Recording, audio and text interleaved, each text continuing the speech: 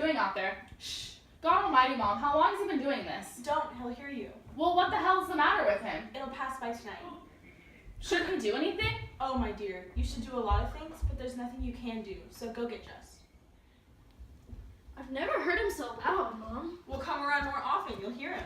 Why didn't you ever write to me about this? How would I write to you? For over 3 months you didn't have an address. I was on the move, but you know I thought of you all the time. You know that, don't you, pal? I know, dear, I know, but he likes to have a letter, just to know that there's still a possibility for better things.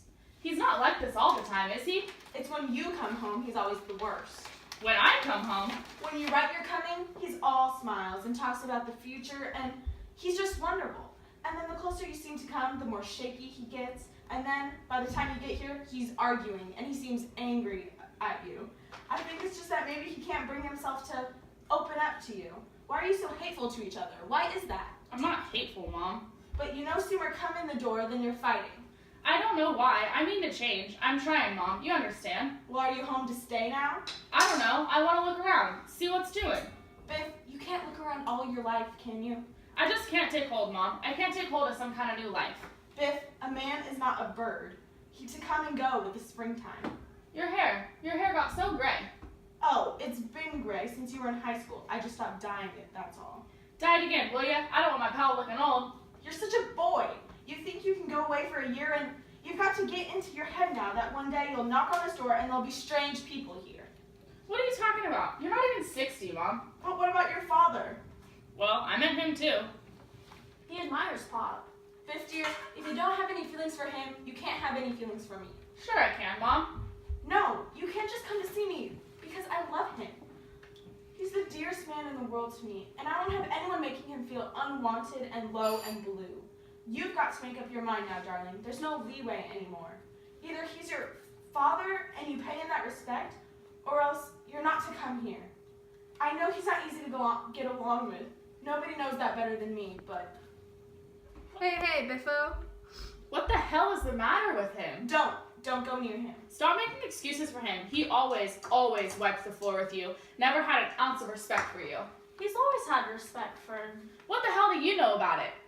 Just don't call him crazy. He's got no character. Charlie wouldn't do this, not in his own house, spewing out that vomit from his mind. Charlie's never had to cope with what he's had to. People are worse off than Willie Loman. Believe me, I've seen them. Then make Charlie your father, Biff. You can't do that, can you? I don't say he's a great man. Willie Loman never made a lot of money. His name was never in the paper. He's not the finest character that ever lived, but he's a human being, and a terrible thing is happening to him, so attention must be paid. He's not to be allowed to fall into his grave like an old dog. Attention. Attention must be finally paid to such a person. You called him crazy. I didn't mean... No, a lot of people think he's lost his balance, but you don't have to be very smart to know what his trouble is. The man is exhausted. Sure. A small man can be just as exhausted as a great man. He works for a company 36 years this March, opens up unheard of territories to their trademark, and now in his old age, they take his salary away. I didn't know that, Mom. You never asked, my dear. Now that you get your spending money someplace else, you don't trouble your mind with him. But I gave you money last... Christmas time, $50. To fix the hot water, it costs him $97.50. For 5 weeks, he's been on straight commission, like a beginner, an unknown. Those ungrateful bastards. Are there any worse than his son? When he brought them business, when he was young, they were glad to see him. But now his old friends, the old buyers that used to love him so and always found some order to hand him in a pinch, they're all dead, retired. He used to be able to make 6-7 calls a day in Boston. Now he takes his valises out of the car and puts them back and takes them out again, and he's exhausted. Instead of walking, he talks now. He drives 700 miles, and when he gets there, no one knows him anymore. No one welcomes him. And what goes through a man's mind, driving 700 miles home without having earned a cent? Why shouldn't he talk himself? Why? When he has to go to Charlie and borrow $50 a week and pretend to me that it's his pay, how long can that go on?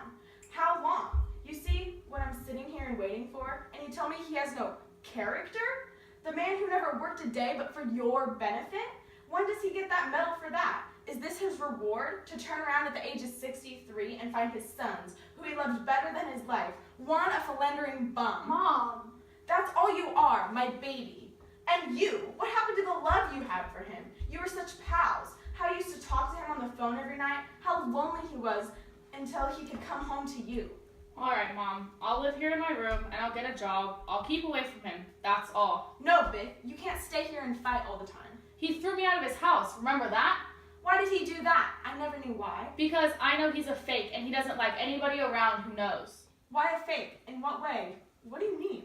Just don't lay it all on my feet. It's between me and him. That's all I have to say. I'll chip in from now on. He'll settle for half my paycheck. He'll be alright. I'm going to go get dressed. He won't be all right.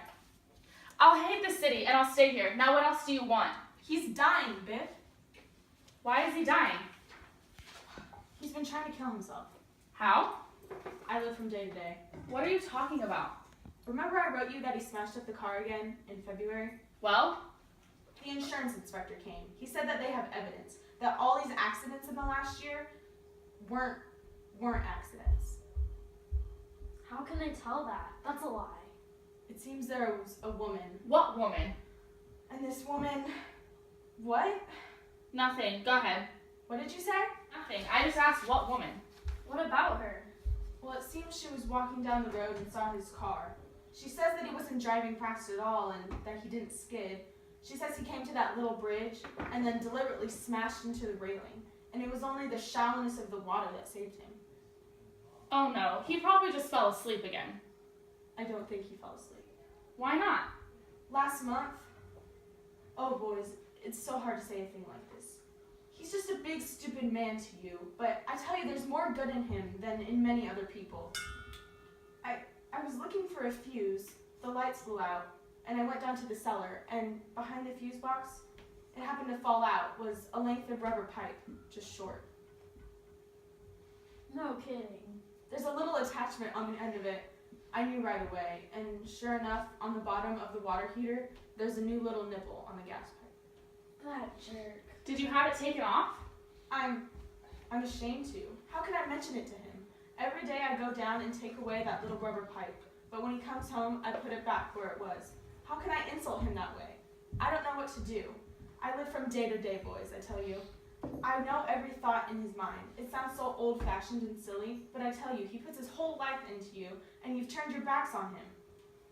Biff, I swear to God, Biff, his life is in your hands. How do you like that damn fool? Alright, pal. Alright. It's all settled now. I've been remiss. I know that, Mom. But now I'll say, I swear to you, I'll apply myself. It's just, you see, Mom, I don't fit in business. Not that I won't try. I'll try, and I'll make good. Sure you will. The trouble with you in business is that you've never tried to please people. I know.